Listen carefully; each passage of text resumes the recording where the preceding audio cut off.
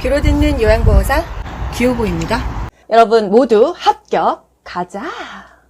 좋아요 눌러주세요. 감염 예방을 위해 손 씻는 방법으로 옳은 것은 손 씻는 방법까지 문제에 나옵니다. 어떻게 씻으라는 거예요? 잘 닦아라 이겁니다. 1번 손을 씻은 후 젖은 수건으로 닦는다. 마른 수건으로 닦아야죠. 2번 손이 건조하면 손 씻기 횟수를 줄인다. 손이 건조하면 보습제를 바르는 게 답이죠. 3번 세면대에 깨끗한 물을 받아 충분히 씻는다. 흐르는 물에다가 비누로 씻는 게 더 깨끗하죠. 4번 손가락 끝을 반대편 손바닥에 문질러서 씻는다. 이거 물이 없는 답이죠. 5번 기침 후에는 흐르는 물과 비누로 10초 동안 씻는다. 기침 후에는요, 기침했을 때 이렇게 뭐 손으로 이렇게 막고 했다는 가정인가 봐요. 기침 후에 흐르는 물에다가 30초 이상이나 씻으래요. 사실 우리 30초씩 안 씻잖아요. 근데 30초 이상 씻어야 된다고 합니다. 손 씻기는 가장 손쉽고 경제적이죠. 효과적인 감염 예방법이에요. 그래서 우리 코로나 터졌을 때도 손 씻어라, 마스크 껴라 정말 강조했었잖아요. 그래서 손 소독제 품절 대란 아니었습니까? 진짜 그거 사재기 하느냐고 사람들 난리 났었고요. 그죠? 흐르는 미온수로 손을 적시고 일정량의 항균 액체 비누를 바른다. 고체 비누 더럽다고 했어요. 액체 비누가 좋다. 항균 액체 비누가 좋대요. 손바닥, 손등, 손가락 사이사이, 또 엄지손가락, 손톱 밑까지 깨끗하게 닦아야 된다. 손 씻기 6단계 나오잖아요. 그렇게 닦아야 된다. 제가 이 강의 때문에 그 6단계를 보고서는 한번 그렇게 닦아봤거든요. 그냥 닦을 때는 떼국물이 안 나오더니 와 진짜 6단계로 하니까 떼국물이 졸졸 나오더라고요. 아 이렇게 닦아야 손이 깨끗하구나 싶습니다. 우리 수술할 때 의사들이요 손 그렇게 막 10분씩 닦잖아요. 14분을 닦아야 된대요. 외과 수술하려면. 와 진짜 손 뿔겠죠. 그렇게 깨끗하게 계속 흐르는 물에 닦는다는 거. 물기 제거는요 우리 막 손 털잖아요. 휴지나 깨끗한 마른 수건으로 제거하는 게 좋다. 이런 손 씻기는 이런 기본적인 문제가 은근히 잘 나옵니다. 가루약을 복용하는 대상자를 돕는 방법으로 옳은 것은 가루약 하면 뭐 나와요? 물에 타서 먹인다 또는 침을 뺀 주사기로 먹인다 이 정도입니다. 1번 복용 중인 물약에 섞어준다. 2번 혀 밑에 넣어 녹여 먹게 한다. 혀 밑에 넣어서 그냥 침으로 녹여 먹는 약은요 협심증 약 니트로글리세린이에요. 3번 가루약을 나누어 여러 번 먹인다. 가루약을 여러 번 나누어 먹였어요? 알약이 너무 많다고 하면 두세 번에 나눠서 먹이는 거였잖아요. 그죠? 4번 숟가락에 약을 담아 물로 녹여 먹인다. 5번 입에 물을 머금게 한 후 약을 털어 넣어준다. 정답 4번입니다. 5번처럼 한 적 있어요. 그러다가 한번 살에 걸려봐요. 그냥 약이고 물이고 다 뱉어내는 거죠. 항상 안전해야 돼요. 숟가락에 약을 담아 물로 녹여 먹이던지 바늘을 제거한 주사기에 녹인 가루를 이렇게 입 안으로 조금씩 주입하던지 해야 됩니다. 대상자의 낙상 예방하는 방법으로 옳은 것은 일단 보기 전에 낙상 예방하려면 어떻게 돼요? 바닥에는 뭐 걸려 넘어질 거 없애라.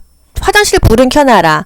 그리고 뭔가 이렇게 유리문 같은 데에다가는 글씨 써놔라. 뭐 이런 등등 아니겠어요? 1번 길고 헐렁한 하의를 입힌다. 발에 걸려 넘어지겠죠? 2번 하지 근력 강화 운동을 하게 한다. 운동하는 거 나쁘지 않아. 3번 야간에는 화장실 표시등을 끈다? 야간은 켜야죠. 4번 화장실에 가기 쉽게 침대 난간을 내려준다. 굴러떨어져요. 5번 취침 시에는 침대를 요양보호사의 허리 높이를 맞춘다? 침대는요 낮을수록 거기서 떨어졌을 때 덜 다칠 거 아니에요? 침대 높이는 낮을수록 좋고 침대 밑에다가는 요를 깔아서 떨어져도 쿠션이 있어야 된다 이겁니다. 일단 하지 근력 강화 운동을 하게 한다. 2번이 정답이 되겠네요. 하지 근력 강화 운동에서 꾸준하게 운동하면 다리 힘이 있으면 덜 넘어지겠죠? 조명은 자닫게도 켤 수 있게끔 가까이 두거나 센서 등이 가장 좋아요. 야간에는 화장실 표시등을 켠다. 센서 등이 좋습니다. 가정에서 지진이 발생했을 때 대처법 어떻게 해요? 이 큰 탁자 밑으로 들어가는 게 가장 좋지 않아요? 그리고 지진 멈췄으면 밖으로 한번 나가봅니다. 1번 운동장이나 넓은 공터로 대피한다. 2번 흔들리는 동안 탁자 위에 엎드린다. 3번 흔들림이 잠시 멈추면 출입문을 잠근다. 4번 승강기를 타고 신속하게 밖으로 나간다. 5번 깨지기 쉬운 물건을 높은 곳에 올려둔다. 다 반대잖아요. 운동장이나 넓은 곳으로 대피하는 거 좋은데 지진 났을 때 일단은 무슨 테이블 밑으로 들어간다 이게 답이고 이 답이 보기에 없어. 그러면 그때 넓은 곳으로 대피한다 이겁니다. 왜 대피해? 이거 계속 지진 나면은 출구가 막히면 나가지를 못하니까요. 그래서 정답은요 1번입니다. 엘리베이터 타면은 엘리베이터 멈추면 그 안에서 고립돼요. 지진이 발생했어. 견고한 구조물 그 아래로 피난해서 몸을 웅크려야겠죠. 집에 있는 견고한 구조물 뭐 있어요? 뭐 이런 딱딱한 테이블밖에 더 있겠어요? 지진 발생 시 운동장이나 넓은 공터 등 넓은 공간으로 대피한다. 뭐 탁자 아래로 들어가서 몸을 보호한다. 또는 탁자 다리를 꽉 잡는다. 이런 것들 다 답입니다. 뭐 흔들림이 멈추면은요 전기 차단한다, 가스 차단한다, 문을 열어서 출구를 확인한다. 이제 자연재해 대피 방법 문제입니다. 지진이 나오던지 홍수가 나오던지 태풍이 나오던지 이런 게 나오잖아요. 홍수가 발생했다 하면은요. 그 물이 집 안으로 밀려오면은 모래주머니로 막는다. 이런 것까지 답입니다. 여름에 이제 홍수 때문에 난리 났었잖아요. 그래서 이제 지하에서 안 산다. 그런 얘기 많았잖아요. 태풍 예보가 있어. 어떻게 해요? 배수구에 쌓여있는 쓰레기를 치운다. 그 물이 쓰레기로 잘 배출이 돼야 되는데 그게 막혀가지고 강남도 물난리 났었잖아요. 다 이런 것들이 국가고시에 나오는 얘기입니다. 복지용구 중에서 요실금 팬티를 사용하는 방법으로 옳은 것은 1번 요실금 팬티는 세탁하여 사용할 수 있다. 2번 실금량이 적을 때는 말려서 재사용한다. 3번 요실금 팬티 위에 일반 팬티를 덧입힌다. 4번 신체보다 한두 치수 큰 것으로 사용한다. 5번 사용한 팬티는 모아서 한꺼번에 세탁한다. 정답은요? 1번입니다. 그냥 팬티인데요. 요실금 팬티예요. 뭔가 지렸어도 밖으로 새지 않게끔 2중 3중에 그 막이 더 있다고 생각하시면 되겠습니다. 세탁해서 사용할 수 있죠? 말려서 못하러 재사용해요. 빨아서 쓰면 되죠. 또 요실금 팬티 위에 일반 팬티를 덧입힐 필요는 없다. 신체보다 한 대수 큰 것으로 사용해서 나쁠 건 없을 것 같은데 딱 맞는 게 좋다는 거죠. 큰 걸로 하면 또 밖으로 셀 수가 있으니까요. 팬티를 모아서 한꺼번에 세탁한다? 아니 그때그때 세탁하면 되겠습니다. 정답은 1번이죠. 구입이 가능한 거는 좀 저렴하고 작은 크기는 구입이 가능하고 침대나 휠체어 같은 거 크고 비싼 거는 대여가 가능한 거였죠. 물약을 복용하는 대상자를 돕는 방법으로 옳은 것은 1번 약병 뚜껑의 안쪽이 위를 향하도록 바닥에 놓는다. 2번 색이 변한 물약은 흔들어 섞어 먹인다. 3번 계량컵을 바닥에 내려놓고 물약을 따른다. 4번 물약을 따른 후 손으로 약병 입구를 닦는다. 손으로 닦는다. 5번 약병 라벨이 붙은 쪽으로 물약을 따른다. 정답 뭐예요? 저희 둥둥이가 울고 있어요. 1번 약병 뚜껑의 안쪽이 위를 향하도록 바닥을 놓는다. 이게 오염되니까요. 그 안쪽이 바닥에 놓으면 안 되고 위를 향하도록 놓는다 이거예요. 뚜껑 있는 쪽은 바닥에 놓는다. 이 안쪽을 위로 놓는다. 말이 바뀌어도 아셔야 돼요. 색이 변한 약물은 흔들어 섞어 먹인다가 아니라 농도를 위해서 흔들어 섞이지만 색이 변했다는 건 상했기 때문에 먹이지 않습니다. 라벨이 붙은 쪽은 이게 어떤 약인지 이름이 붙어 있으니까요. 그쪽으로 막 이렇게 약이 묻어갖고 글씨가 안 보이면 안 되니까 그 반대쪽으로 약을 따라야 되는 거예요. 많이 따랐어. 그거 다시 집어넣습니까? 다시 넣지 않고 버립니다. 아까워하지 말고요. 오염됐기 때문이에요. 정리. 뚜껑의 위가 바닥으로 가도록 놓는다. 뚜껑의 안쪽이 위를 향하도록 놓는다. 세균을 방지하기 위해서죠. 물약을 흔든다. 왜? 농도를 맞추기 위해서. 라벨이 붙은 쪽을 잡고 따른다. 계량컵에 처방 용량보다 너무 많이 따랐어. 병에 넣지 않고 버린다. 대상자의 귀에 물약을 투여하는 방법으로 옳은 것은 1번 냉장고에서 꺼내어 바로 착용한다. 2번 약을 넣은 쪽 귀를 아래로 향하게 한다. 3번 귓바퀴를 후 하방으로 잡아당기고 약을 넣는다. 4번 약을 넣기 전에 면봉으로 귀 속을 깨끗이 닦아준다. 5번 귓구멍 측면을 따라 약이 흘러 들어가게 점적한다. 정답 뭐예요? 5번입니다. 제가 그 틀린 부분을 강조해서 보기를 읽었던 거예요. 냉장고에서 바로 꺼내서 사용하면 너무 차갑죠. 너무 차가운 귀약 투여하면 어떻게 돼요? 오심, 속이 메스꺼워요. 구토를 유발할 수 있다는 거예요. 귀 갑자기 차가운 거 들어가면 이런 경우가 있다. 그래서 병을 따뜻하게 하거나 온수에 담그면 좋겠습니다. 귀약 투여 후에요. 귀 입구를 부드럽게 눌러주고 약 5분 정도 눕게 하는 게 좋습니다. 누워있는 게 좋다. 귓바퀴는 항상 후 상방으로 잡아당겨야 되는 거예요. 이거는 이제 요양보호사에서는 나오지 않아요. 왜? 대상자가 다 노인이기 때문에 후 상방으로 잡아당기는데요. 간호정보사에서는 나오죠. 소아, 애들은요. 후 하방으로 잡아당깁니다. 노인은, 나이 먹은 사람은 후 상방이에요. 그리고 귀약 투여 방법, 위치 나오죠. 후 상방 어디로 잡아당기는 거예요? 나예요, 나. 휠체어를 사용하는 왼쪽 편마비 대상자의 화장실 이용 돕는 방법. 왼쪽 편마비 대상자, 건강한 쪽은 오른쪽이겠다. 오른쪽으로 잡고 화장실 갈 수 있겠다. 이 정도는 아시죠?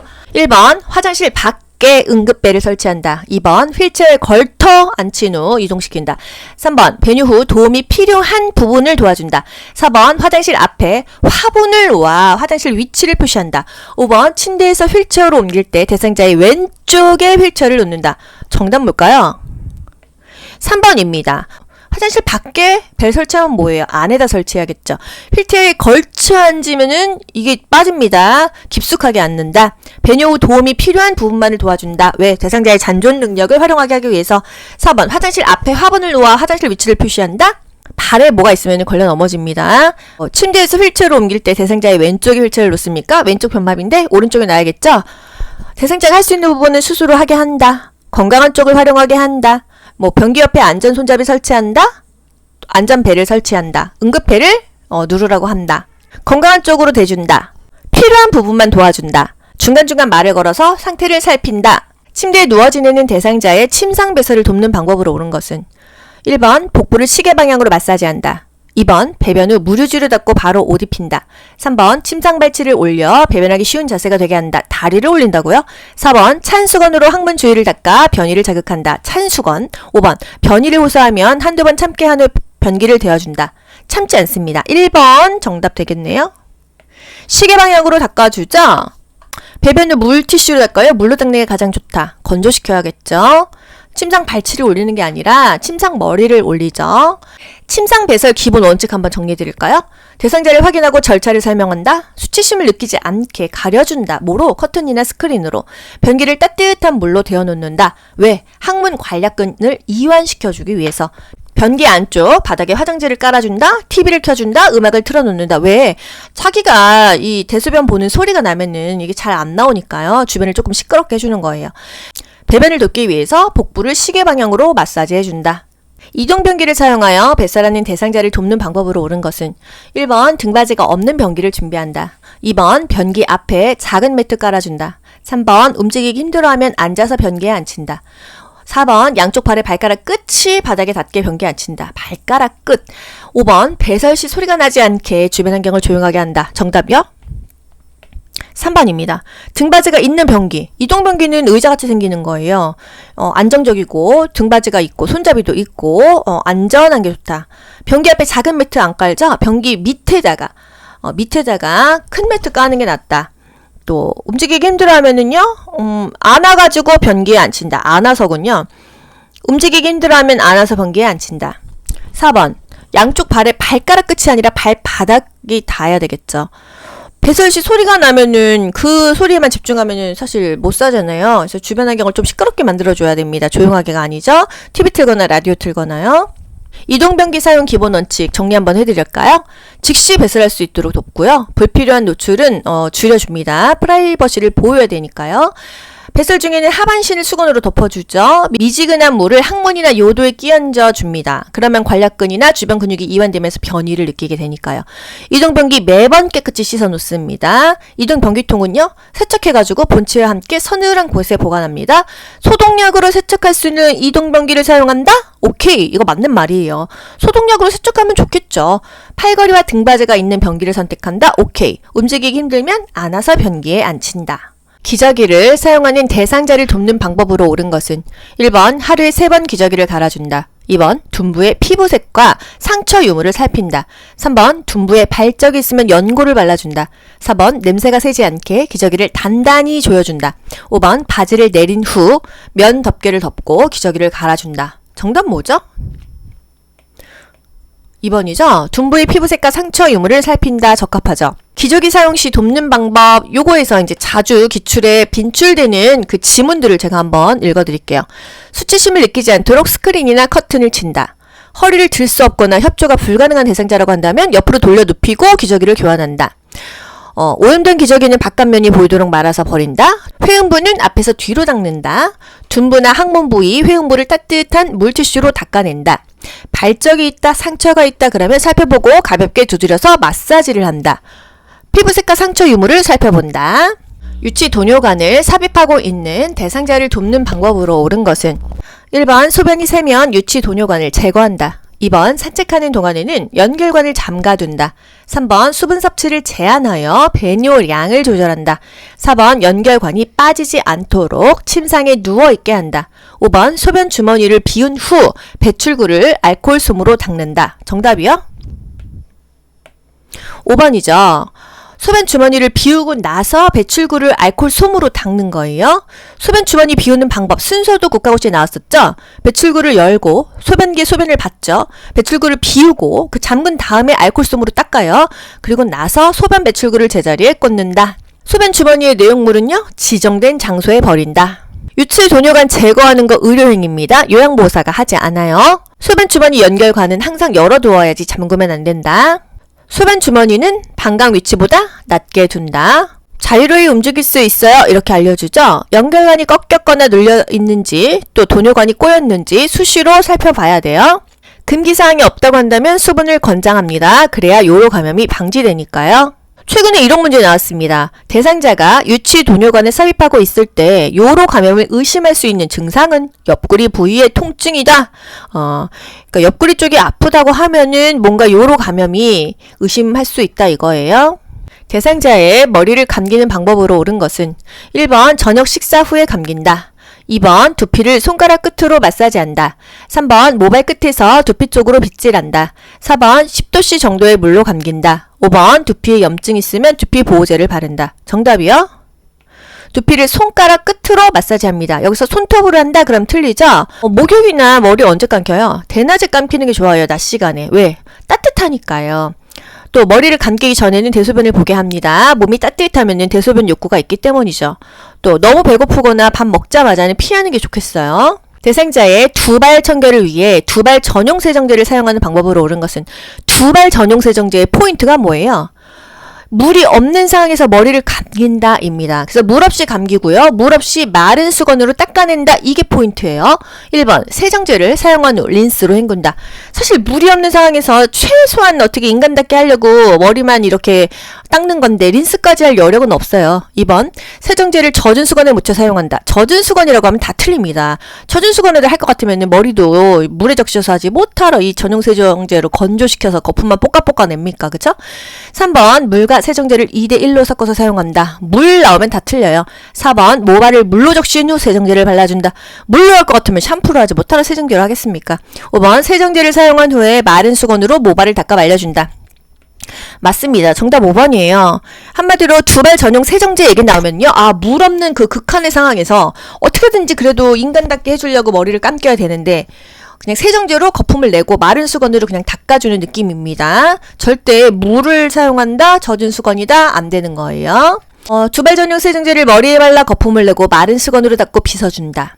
세정제 사용 후에는 마른 수건으로 닦아 말려준다. 세정 후 마른 수건으로 머리를 충분히 닦아 말려준다. 이런 식으로 말 조금씩 바뀌어서 계속 똑같이 기출에 나와요. 두발 전용 세정제를 바른 후 거품이 나게 마사지를 한다. 모발이 많이 더럽다면 세정제를 반복해서 사용한다. 맞죠? 우리 샴푸 한 번 했어. 거품 잘 안 나. 머릿속에 막 기름때 있어. 그럼 2번, 3번 하잖아요. 그 소리입니다. 대상자의 발을 청결하게 관리하는 방법으로 옳은 것은 발 하면은 가장 중요한 거 발톱은 일자로 잘라라. 당뇨병 대상자 발 보호해라 이거죠. 1번 두꺼워진 발톱은 식초물에 오래 담갔다가 자른다. 2번 오일이나 로션을 주기적으로 발라준다. 보습한다는 얘기죠. 3번 무좀을 예방하기 위해 모직 양말을 신긴다. 면이 좋아요. 4번 발톱 주위에 염증이 있으면 소독한 후에 씻긴다. 보고하거나 병원 갑니다. 5번 각질이 생기지 않도록 피부를 건조하게 유지한다. 건조하면 각질 더 생기죠. 정답이요? 발에도 오일이나 로션을 주기적으로 발라주래요. 사실 저 같은 경우도 목욕하고 겨울에는 건조하니까 이렇게 몸에다가 로션을 바르는데 발에는 정말 안 바르게 돼요. 여름에는 진짜 몸에도 바르기 싫거든요. 하지만 대상자는 노인이기 때문에 노인은 피부가 건조하고 얇다고 했어요. 발라줘야 된다. 손발 청결 돕기에서 가장 중요한 것은요. 발톱은 일자로 잘라라. 손톱은 둥글게 잘라도 괜찮지만 발톱은 일자로 잘라서 이 세균이 파고들지 않게 해라 이겁니다. 아시겠죠? 노인은 손톱 발톱이 얇아지나요? 두꺼워지나요? 요건 두꺼워져요. 그래서 따뜻한 물에 10에서 15분간 담궈서 불려가지고 깎아주라고 했죠. 혈액순환도 잘 되게요. 그죠? 저도 이제 겨울에는 손이 너무 까칠까칠하고 고양이 돌보면은 손을 하루에 진짜 100번은 씻거든요. 그때 로션 바르기가 너무 어려워요. 손이 진짜 많이 상하는 기분이 듭니다. 수시로 발라줘야 된다. 각질 제거는요. 따뜻한 물로 씻기는 게 좋습니다. 요즘에 그 각질 제거 팩이 있어요. 다이소에 1,000원이었나 2,000원이었는데 쿠팡에도 팝니다. 그거를 한 30분? 또는 제품마다 달라요. 1시간 정도 발에 신고 있다가 물로만 헹구잖아요. 그러면 한 일주일 정도 후, 한 3, 4일부터 각질이 어마어마하게 벗겨집니다. 그래서 일주일 후에 그 각질이 거의 많이 떨어지는데 완전히 맵게 난 애기발이 된다기보다는 그래도 좀 이렇게 뽀송뽀송해지는 그런 좋은 제품들이 많이 있어요. 여성 대상자의 회음부 청결을 돕는 방법으로 옳은 것은 회음부 청결 가장 중요한 거 뭐였죠? 덮어준다. 요도질 항문순으로 닦는다. 대상자가 최대한 스스로 하도록 돕는다. 이 정도입니다. 1번 다리를 쭉 펴고 눕게 한다. 다리를 무릎을 이렇게 올리죠. 간호조무사에서는 그걸 배횡와이라고 합니다. 하지만 요양보호사에서는 무릎을 올려준다. 이 정도예요. 2번 목욕 담요를 마른 목골로 펴가지고 아랫단 가운데 부분으로 회음부를 덮어준다. 이거 말 어렵죠? 목욕 담요를요 마른 목골로 피래요. 마른 목 생각해보세요. 아랫단 가운데 부분으로 회음부를 덮어준다. 이게 맞는 표현입니다. 요게 맞는 표현이에요. 다른 보기 한번 볼게요. 3번 둔부 밑에 변기를 밀어 넣은 후 방수포를 깔아준다. 방수포는 더 밑에 있어야 되겠죠. 4번 회음부에 남은 비눗물은 물휴지로 닦아준다. 따뜻한 물을 음부에 끼얹은 다음에 그 물수건에 비눗물을 묻혀가지고 깨끗이 닦는다. 뭐 요런 것들이 기출에 나오는 표현입니다. 5번 회음부 분비물에서 악취가 나면 소독제로 닦아낸다? 보고해야겠죠. 악취가 난다는 것은 감염이 심하다는 건데 겉에 소독제로 닦는다고 해결이 안 됩니다. 근본적으로. 현실에서는 보고하고요. 이제 산부인과나 비뇨기과를 가겠죠. 그죠? 최대한 대상자 스스로 하게 돕는 게 좋긴 한데 사실 요양원에 있는 대상자가 스스로 할 수 있는 대상자가 많지가 않죠. 그 정도 상태면 요양원을 거의 안 오니까요. 그죠? 그래서 방광염이나 요로 감염의 원인이 많이 됩니다. 왜? 뭐가? 여성 회음부가 청결해야 되는 이유는요. 방광염이나 요로 감염의 원인이 되기 때문이에요.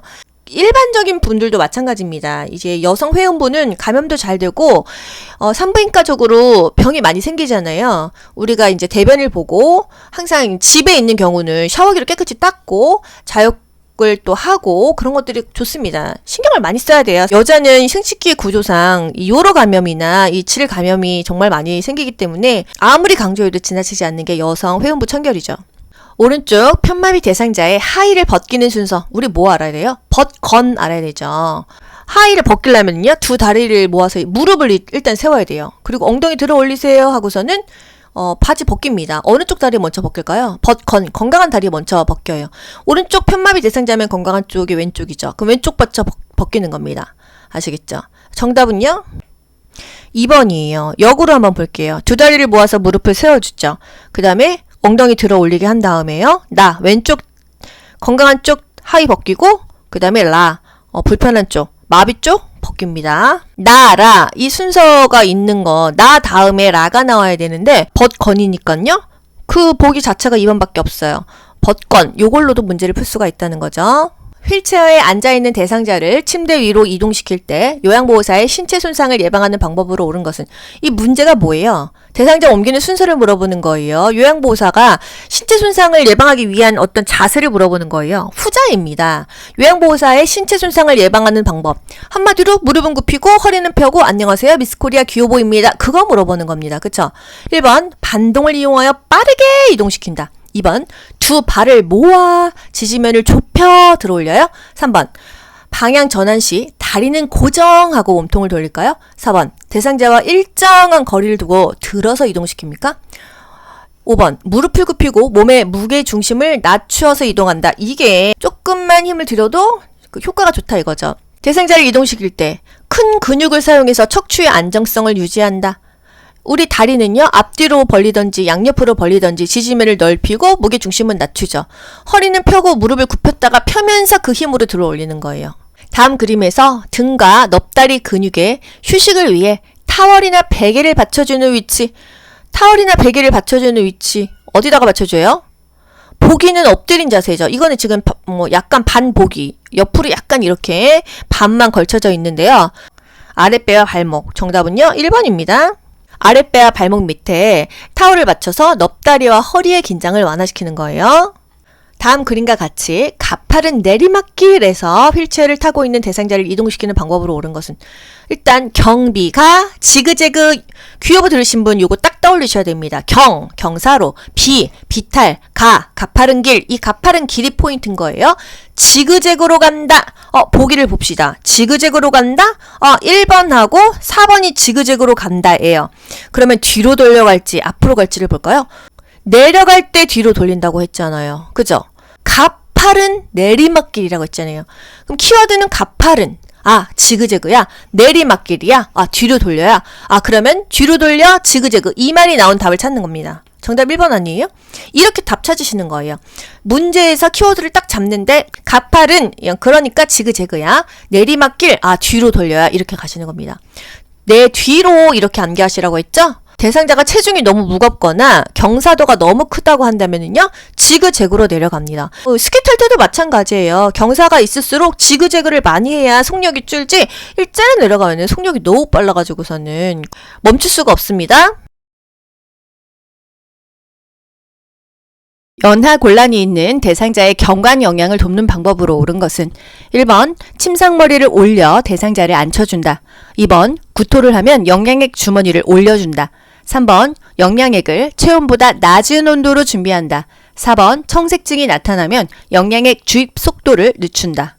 5번 주입 중 영양액이 역류되면 비위관을 제거한다. 정답은요? 1번이죠. 침상머리를 올려 대상자를 앉혀준다.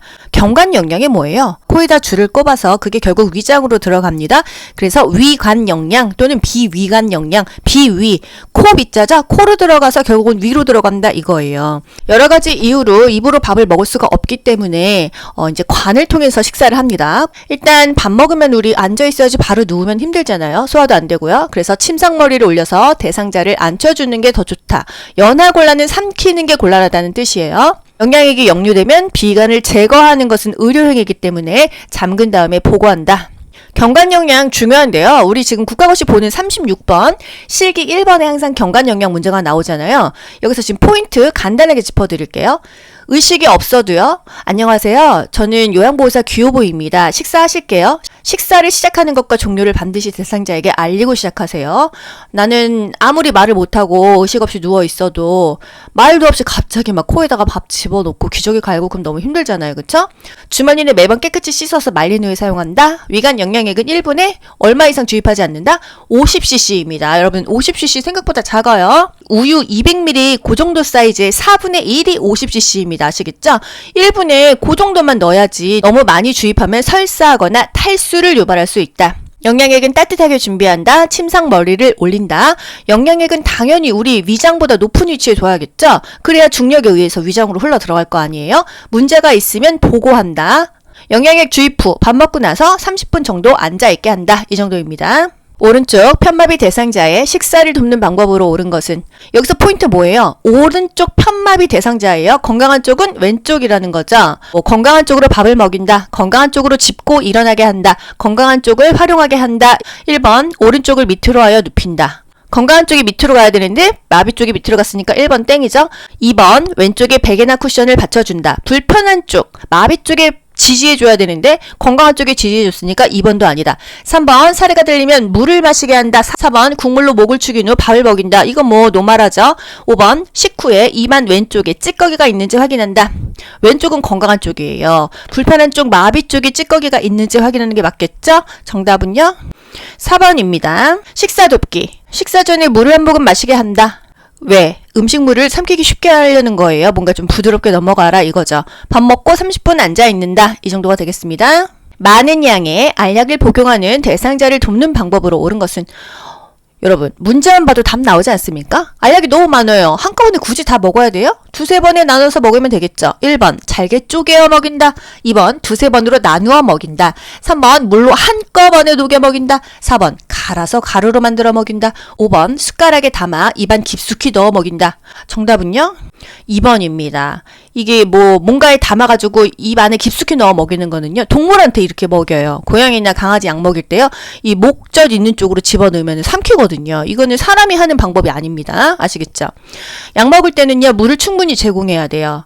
입안에 약 삼켰는지 말시키거나 확인 한번 해야 됩니다. 가루약 같은 경우는요. 숟가락을 사용해서 이게 물에 녹여갖고 먹이기도 하죠. 또는 우리 주사기에서 그 바늘 침 제거하면 플라스틱으로 이렇게 CC가 딱 나오잖아요. 녹인 다음에 주사기로 조금씩 먹여도 됩니다. 제가 이제 고양이 약 먹일 때 알약 이렇게 탁 목구멍에다 쏘고 주사기로 이렇게 물을 이렇게 입안에 넣어서 먹이거든요. 알약은요. 개수가 많다고 한다면 두세 번에 나누어 먹인다. 이게 왜 국가고시에 나올까요?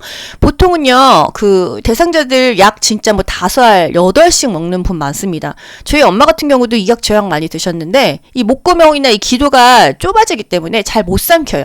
그럼 몇 번에 나누어 먹여야 되는데, 저도 과거에는 그런 상식이 없어가지고, 그랬습니다. 그래서 여러분 아는 것이 힘이에요. 그래서 뭐 2알 정도 또는 정 못 삼킨다면 하나씩 해서 나누어 먹이면 됩니다. 2-3번에 나누어 투약한다. 꼭 2-3번이어야 돼요. 하나씩 5번 먹어도 되는 거예요. 이론적으로만 이렇다 이겁니다. 아시겠죠? 대상자가 손을 벌벌벌 떨어요. 어떤 병이죠? 파킨슨이죠? 그러면은 약 먹다가 바닥에 흘리고 약 먹다가 바닥에 흘리고 그럴 때는 우리가 입안에 직접 알약을 넣어주고 물로 삼키세요 이렇게 하면 된다는 거예요. 이것까지 다 국가고시에서 원하는 기출 키워드입니다. 대상자가 손을 떤다면 직접 입안에 넣어준다. 요양보호사가 넣어준다는 얘기예요. 아시겠죠? 그리고 물을 충분하게 제공한다. 약 먹고 나서. 왜? 삼키기도 쉽고 흡수가 잘 되라고. 목구멍이 걸리고 막 이렇잖아요. 그죠? 약은 절대 쪼개거나 가루로 내면 안 됩니다. 왜 안 되냐? 약이 몸 안에서 녹는 농도가 있어요. 그 농도를 우리가 막 반을 쪼개거나 가루로 내거나 그러면은 약발이 갑자기 확 받겠죠? 혈압이 갑자기 뚝 떨어진다거나 여러 가지 문제가 될 수 있기 때문에 약은 처방대로 먹습니다. 정맥 주사를 맞고 있는 대상자가 주사 부위가 붓고 아프다고 할 때 대처 방법은 어떻게 해야 될까요? 우리가 지금 병원에서 수액 하나 맞고 있었는데 이 살 주위가 부풀어오르고 아프면 어떻게 해야 돼요? 고만 맞아야 돼요. 1번 주사 바늘을 제거한다. 2번 수액 조절기를 잠근다. 3번 주사 부위에 온찜질한다. 4번 주사 맞는 팔을 심장보다 높게 한다. 5번 부어오른 부위를 알코올솜으로 눌러준다. 일단요. 이 혈관이 아니고 다른 곳으로 지금 들어가고 있으니까 붓는다는 거예요. 저도 예전에 입원한 적 있었는데 입원하면은 강제적으로 이렇게 계속 수액을 맞아야 되잖아요. 그때 신입이셨나 보죠? 맞고 있는데 진짜 이만큼이 부풀었어요. 결국은 뭐 바로 이제 뺐는데 그 부분이 다 멍이 들고 그 부푸른 부분이 약에 이제 잘못 들어간 거잖아요. 흡수돼서 빠지는데 시간이 좀 걸리더라고요. 이럴 때는 수액 조절기를 잠근다. 한마디로 문제가 있으면 스탑해야 돼요. 고만 맞는다. 이게 답입니다. 그리고 국가고시에서 자주 나오는 거 뭐 있어요? 정맥주사 맞았다. 그 솜은 누른다. 비비지 않는다. 이유는 피멍이 생기니까 이겁니다. 한번 멍이 생기면 잘 안 빠져요. 그리고 항상 붓고 아프면 냉찜질이죠. 침대에 누워있던 대상자가 화장실에 간 다음에 일어나 앉더니 어지럽다고 한다. 뭐예요? 기립성 저혈압이에요. 자세를 바꿨을 때 어지럽습니다. 그러면 어떻게 돼요? 직전의 자세로 바꾼다. 이게 답입니다. 누워있다가 앉았는데 어지러워. 어떻게 해요? 다시 누워야겠죠. 또는 다시 앉아야겠죠. 1번 찬물을 마시게 한다. 2번 기저귀를 채워준다. 3번 이동변기를 사용하게 한다. 다 동문서답 아닙니까? 4번 서둘러 화장실로 내려간다. 내가 업고 가는 거 아닌 이상 서둘러 가다가 픽 쓰러지면은 낙상이에요. 5번 잠시 침대에 앉아 있게 하고 지켜본다. 이거죠. 어지러워. 그러면 길 가다가도요. 잠깐 앉혀놓습니다. 어지럼증이 사라져야 돼요. 정답은요. 5번이죠. 잠시 침대에 앉아있게 하고 지켜본다. 이겁니다. 간이변기를 사용하여 침상에서 배설하는 대상자를 돕는 방법. 간이변기 뭐예요? 오감 같은 거예요. 그쵸? 1번 대상자가 스스로 변기 위에 앉게 한다. 2번 열탕으로 소독할 수 있는 변기를 사용한다. 3번 변기 놓을 자리에 젖은 수건을 깔아놓는다. 아우 칙칙해요. 4번 침대를 평평하게 하여 배에 힘을 주기 쉽게 한다. 우리가 똥 싸려고 그래도 누워서 똥이 싸집니까? 상체가 올라가야 되겠죠? 5번 변기를 침대의 난간과 90도가 되게 놓은 후 대상자를 앉힌다. 너무 힘들어요. 이게 비스듬하게 넣어야겠죠. 정답은 2번입니다. 열탕으로 소독할 수 있는 변기를 사용한다. 사실 플라스틱 많이 쓰거든요. 간이변기. 그런데 이게 플라스틱도요. 막 100도씨 물에 다 적응을 해요. 저는 집에서 플라스틱 좌욕기를 쓰고 있어요. 굉장히 가격도 저렴합니다. 뭐 10,000원 이하인데요. 이거 뜨거운 물 일단 붓고 그리고 나서 조금 시원한 물 벗어 온도 맞추는데 뜨거운 물 벗어도 멀쩡해요. 이게 열탕으로 소독할 수 있는 변기를 사용한다. 이런 거와 같은 개념입니다. 플라스틱도 이렇게 쪼그라드는 게 있지만은 그 열에 강한 거, 그래서 소독을 할 수 있는 변기가 좋다. 거기다 똥을 좀 싸고 했어요. 그러면 그게 물로만 헹군다고 깨끗할까요? 이왕이면 소독하는 게 좋다. 이런 얘기예요. 이런 문제도 있었습니다. 간이변기 이제 딱 그림을 주고요. 요거는 어디다 쓰는 거냐 이럽니다. 여러분 이동변기랑 간이변기 헷갈리시죠? 간이변기는 가만히 누워있는 대상자한테 집어 넣어주는 거예요. 그게 바로 간이변기예요. 침상에서 용변을 해결하는 것이다. 이렇게 문제가 나옵니다. 이동변기는요. 의자같이 생겼잖아요. 거기에 내가 가서 앉아야 되는 겁니다. 아시겠죠? 그래서 간이변기는 열탕으로 소독할 수 있도록 충분한 내열성이 있어야 된다. 이게 국가고시에서 원하는 또 답입니다. 이동변기를 사용하여 배변하는 대상자를 돕는 방법으로 옳은 것은 이동변기는 뭐예요? 의자같이 생겼어요. 우리가 이제 화장실까지 가기가 어렵다 하면은 침대 옆에 이동변기를 놓고 거기서 볼일을 보고요. 이동변기 밑에 이게 간이변기 같은 게 있어요. 그걸로 이제 똥을 좀 치우고 이동변기 자체는 움직이지 않습니다. 뭐 가벼워요. 움직이기 뭐 어렵진 않습니다. 의자같이 생겼으니까요. 1번 배변하는 동안 계속 말을 건다. 이거는 화장실 안에 있을 때 대상자가 혼자 안에 있을 때 혹시 쓰러졌을까 싶어서 계속 말 거는 거잖아요. 2번 이동변기에 앉혀 양쪽 발을 들게 한다. 넘어집니다. 이거 힘 없어요. 이동변기요. 3번 대상자 손에 변이 묻어 있으면 손 소독제로 닦아준다. 항상 이물질이 묻어 있을 때는요. 물과 비누를 이용합니다. 4번 이동변기를 침대보다 높게 두어 대상자의 이동을 편하게 한다. 침대보다 높게 두어요? 이거 어떻게 올라갑니까? 이 불편한 대상자가. 5번 밖에서 기다려주길 원하면 문 밖에서 대상자의 상태를 살핀다. 맞습니다. 그래도 밖에서 기다려주기를 원한다고 하면 대상자 상태가 괜찮은 거예요. 그것도 의사표현 못하고 하면 항상 옆에서 붙어서 해줘야 되니까요. 시설에서 대상자의 기저귀를 교환하는 방법으로 옳은 것은 1번 불쾌한 냄새를 제거하기 위해 창문 열고 기저귀를 교환한다. 감기 걸려요. 2번 기저귀는 정해진 시간에 교환한다. 체위 변경은 2-3시간마다 하지만요. 기저귀는 그때 쌀 때마다 그때그때 합니다. 3번 기저귀를 교환할 때마다 시설장에게 보고한다. 기저귀를 교환할 때마다 보고할 일이 뭐가 있습니까? 정상적인 일인데요. 그죠? 우리는 항상 문제가 있을 때만 보고하는 거예요. 오염된 기저귀는 바깥면이 보이도록 말아서 버린다. 이게 뭔 말이에요? 똥오줌은 안으로 그리고 겉에는 깨끗하게 해서 버리라 이 소리입니다. 5번 대상자가 허리를 들 수 없으면 엎드리게 해서 기저귀를 교환한다.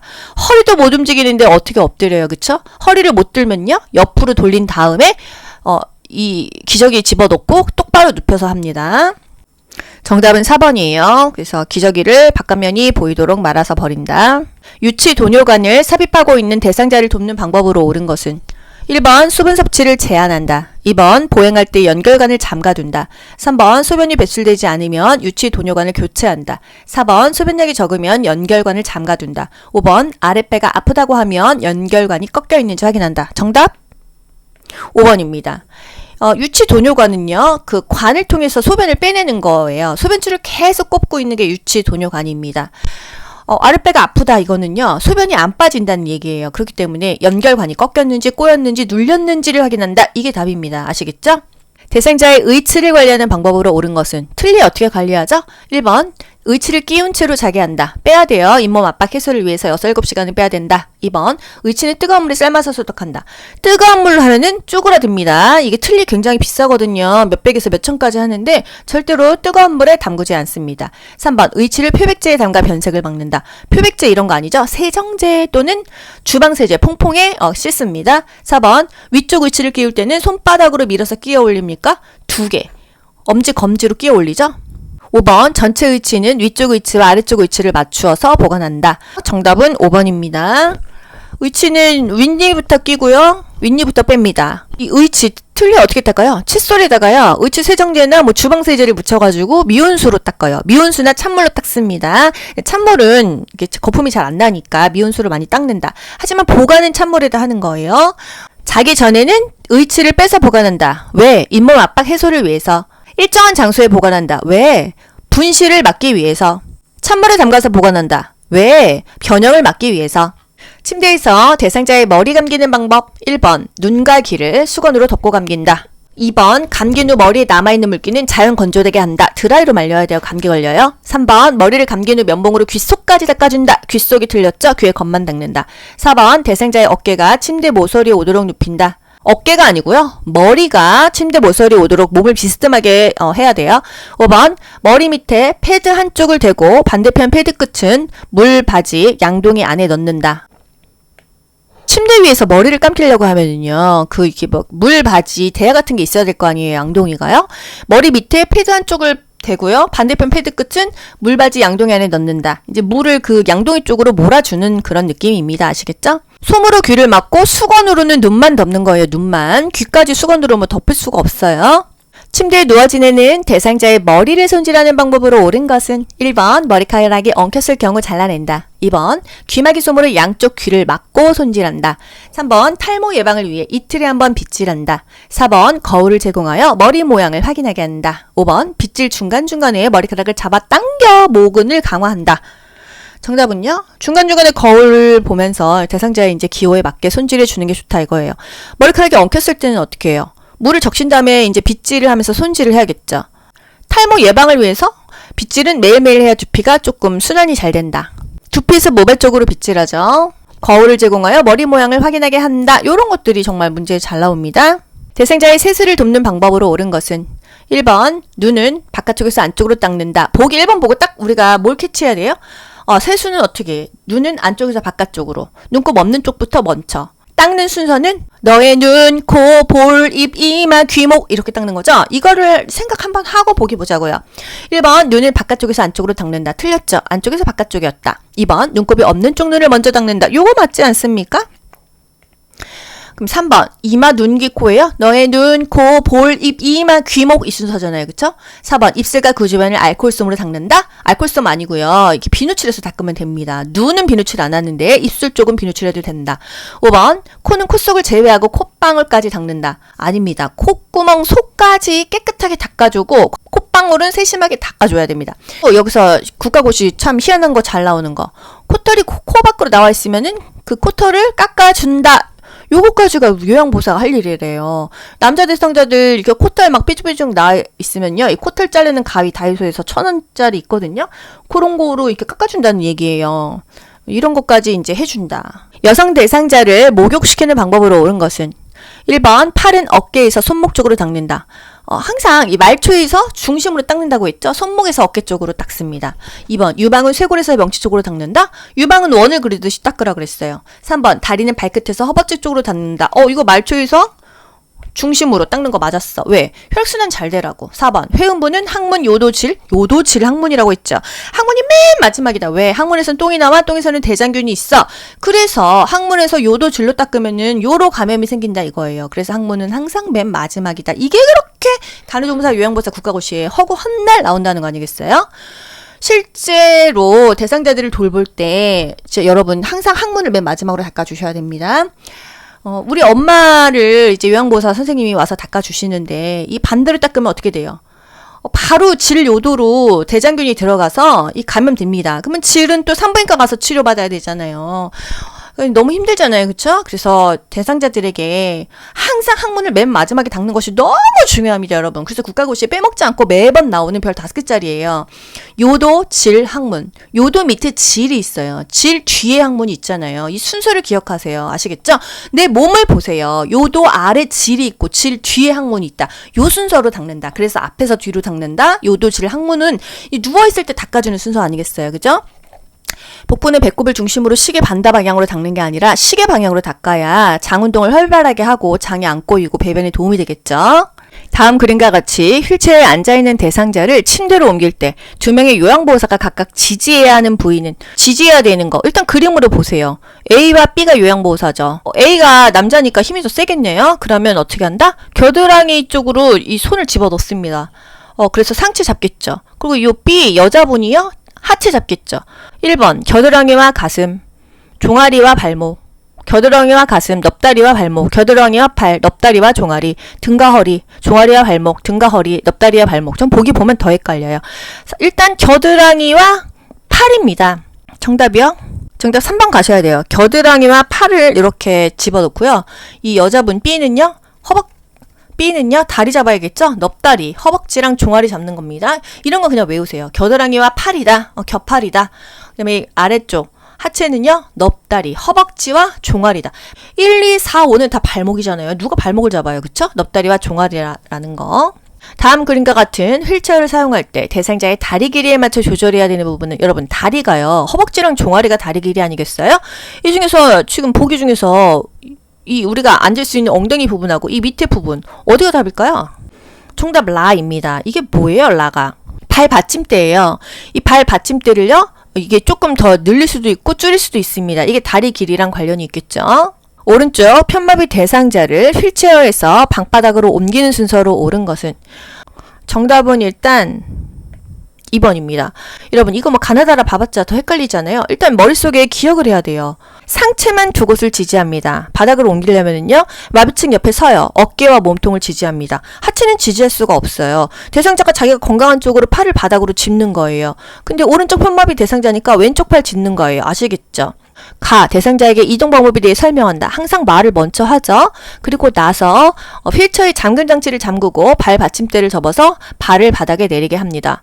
대상자의 오른쪽 옆에 마비 쪽에 서가지고 어깨와 몸통 지지해주고 그 다음에 건강한 쪽으로 바닥을 짚게 하고요. 맨 마지막에 왼쪽 다리, 건강한 다리에 힘을 줘서 바닥에 내려 앉게 한다. 요 순서가 되겠습니다. 다음 대상자가 지팡이를 사용하고자 할 때 지팡이 길이를 결정하기 위한 손잡이의 높이는 엉덩이 높이입니다. 그쵸? 1번 지팡이를 다리 옆에 세웠을 때 둔부 높이. 둔부가 엉덩이 아니에요? 답이 1번이죠? 2번 지팡이를 다리 옆에 세웠을 때 가슴 높이. 너무 높죠? 이건 거의 뭐 목발 수준이죠. 3번 지팡이를 다리 옆에 세웠을 때 겨드랑이 높이. 4번 지팡이를 한 걸음 앞에 세웠을 때 가슴 높이. 5번 지팡이를 한 걸음 앞에 여러분 보기 보면 사실 더 헷갈리잖아요? 지팡이 그리고 보행기는요 둔부 높이이다. 다음 그림과 같이 오른쪽 다리에 힘이 없는 대상자가 보행기를 사용하여 이동하는 순서 어떻게 해요? 불편한 쪽과 보행기는 세트라고 했어요. 그렇게 세트 먼저 가고 건강한 다리가 뒤에 간다고 했죠. 그럼 답이 뭐예요? 오른쪽 다리가 불편해요? 오른쪽 다리 플러스 보행기 같이 가고 건강한 다리 왼쪽이 뒤로 간다. 그 답은요 1번밖에 없습니다. 그리고 만약에 두 다리가 다 불편해요. 그럼 왼쪽이 먼저 가든 오른쪽이 먼저 가든 상관이 없잖아요. 보행기 먼저 간 다음에 아무 다리나 한쪽 가는 겁니다. 아시겠죠? 안약을 점적할 때 코 안으로 약이 흘러내려가는 것을 예방하는 방법 뭐예요? 비루관을 눌러준다. 이게 답 아니겠어요? 1번 바로 나옵니다. 2번 상안검 안쪽에 거즈를 대준다. 3번 점적 중간에 눈을 깜빡인다. 4번 멸균솜으로 눈 바깥쪽을 눌러준다. 5번 하부 결막낭 4, 5cm 위에서 점적한다. 과거 기출에 뭐 나왔어요? 안약 어디다 넣냐? 우린 정중앙에만 넣는 걸 알고 있죠? 중앙 아니면 외측이기 때문에 정답이 마가 되는 겁니다. 아시겠죠? 안약 어디서 넣어요? 눈 위에서 한 1, 2cm 높이에서 넣습니다. 너무 위 4, 5cm에서 하면은 조준이 잘 안 될 거 아니에요. 그쵸? 중앙이나 외측으로 1, 2cm 높이에서 투여한다. 하안검에 투여합니다. 아래 결막낭, 조금 아래쪽 중앙이나 외측에다 든다 이거예요. 비루관이 어디예요? 눈과 눈 이 사이에 이 눈썹 있는 부위 여기를 눌러줍니다. 왜? 만약에 코 안으로 이렇게 흘러내려가지 말고 눈에다가 머물러 있어라 하고 눌러주는 거예요. 귀로 듣고 고득점 합격하는 비결이 귀요보에 있습니다. 여러분 모두 합격 가자. 안녕. 좋아요 눌러주세요.